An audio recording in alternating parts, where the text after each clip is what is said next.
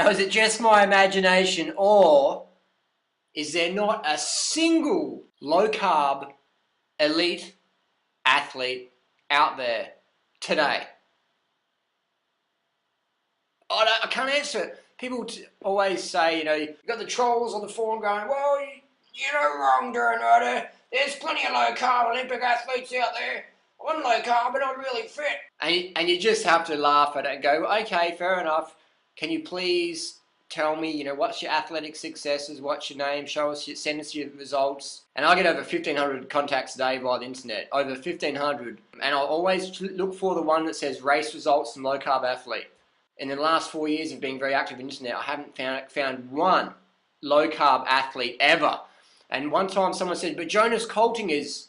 No, Jonas, the Swedish triathlete dude from Scandinavia or wherever up there. So I contacted Jonas and said, Jonas, how many grams of carbs do you eat a day? Do you eat under 150 grams of carbs per day every day of the year? And Jonas says, oh, no, I eat much more than that every day, every year. I eat a lot of carbohydrates. I do not eat low carb, but I promote the healthy fats. Yeah, I promote the healthy fats, yeah? So people confuse because someone promotes flaxseed oil or coconut oil, they think, oh, they're low carb. But the reality is they don't. And what you have to do is ask them and get them to send you their menu planner. You can do the basic math. If you can't do the math, get your 8-year-old son or daughter to do it for you, and you'll see quickly that they're eating over 150 grams of carbs per day, every day. So that's just the reality. We have vegans winning gold medals at the Olympics, guys like Carl Lewis. We have vegan national bench press champions like Noah Hannibal. We've got vegan UFC fighters like Mac Danzig. We've got vegan cyclists. We've got vegan marathon runners. The greatest marathon runner ever in the ultra world distance scene is Scott Jurek in the male category. Go figure. We've got in the Tough Mudder competitions, the toughest woman on the planet, that's their rating system in the Tough Mudder comps, look it up, is a lady recently, she's 42 years old and she's a vegan. And they rated her the toughest woman on the planet, and she's a vegan. So there's not a single low-carb person out there, because you physically cannot compete if you don't have enough glycogen in the tank. And you will not restore your glycogen sufficiently for activity of a high performance. If you want to be high performance, you need to eat enough carbohydrates so you have full glycogen. That is why we have zero, zip, zilch, nada, dada, finiti, kaput, minata, finata, low-carb athletes on the planet. Nothing. Never. Never will be, never has been, never was. There's just a few people on trolling. Oh, you're serious, Durianrider, you're all wrong. Just got a few trolls like that out there. But no, there's in reality, look at it. And look at it. So that in the vegan world, we've got athletes from A to Z. Olympic gold medalists to state finalists to world-class age groupers like Ruth Heinrich, who's won more triathlons than anybody on the planet. She's been a vegan for like 20, 30 years or something like that. High carb is where it's at. You know what I mean? So all these people like Rob Wolf and Mark Sisson and Sean Croxton, you know, sincere guys, but just sincerely wrong. They don't have any idea. They're not competing at national level sport or state level sport. They're not even competing at district level sport. All these guys can do is throw some frisbee on the beach with the dogs and that's fine, that's cool, nothing wrong with that, having that low level fitness, nothing wrong with that. That's, you know, I'm not making fun of everyone, you know, if you want to have low level fitness, cool. I'm not into low level fitness, I'm into high level fitness. I'm into when Lance Armstrong comes to town, I'm going riding with him. And the only thing that's going to stop me is maybe security entourage.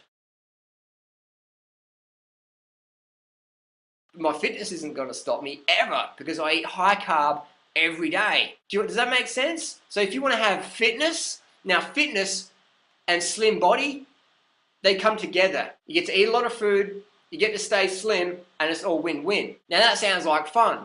You get to eat all the food you want, every meal, every day of the year, for the rest of your life, and never have to worry about becoming a fatso ever again in your life. Never. You don't have to worry about increasing your chance of heart disease or cancer or osteoporosis, like the clinical studies have done that show these high-fat, low-carb, high-protein, animal-based diets do. Just look at Dr. Atkins. Rest in peace, Dr. Atkins. Dr. Atkins was obese at 258 pounds in the autopsy table, and he had chronic arteriosclerosis. So he had chronic heart disease. He died prematurely, and he was obese. If that isn't enough warning for you, and then we have Stephen Burns, who died of stroke at age 40.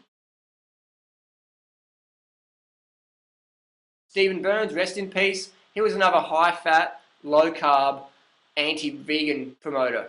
And it's unfortunate these people have to learn the hard way. So saturated fat and cholesterol isn't healthy. And anyone telling you that, always follow the money.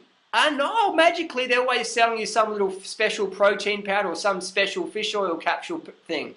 So low carb's a scam. It's just people telling overweight, apathetic, ignorant fatsos, you got fat from eating like a Chinese rice worker in the fields.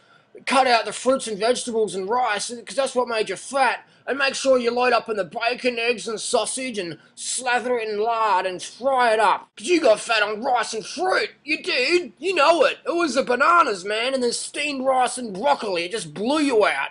So get on the fucking high-fat stuff and just slam it in, and you'll wake up one day really lean. And make sure you buy my protein powders and fish oil supplements and my special book on the cholesterol con. Yeah! I mean, it sounds crazy, but it's true. Just look around, read the forums. People are dumb. People get suckered into any little scam and fad. So how do you decipher from the fact versus fiction, from the bullshit and the marketing versus the truth? How do you decide? How do you discern? How do you decipher? Follow your heart.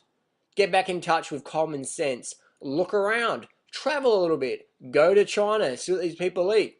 Are they getting fat on rice? Are they getting fat on fruit? I don't think so. And watch what all these low-carb people say about us high-carb promoters. You guys are too thin, man. You guys are too fast on the bike, and you guys run too fast, and you guys win too many bench press competitions. You're too lean, you're too ripped, you're too shredded, you're too light. The cars make you fat, and all you guys are too lean. I don't know.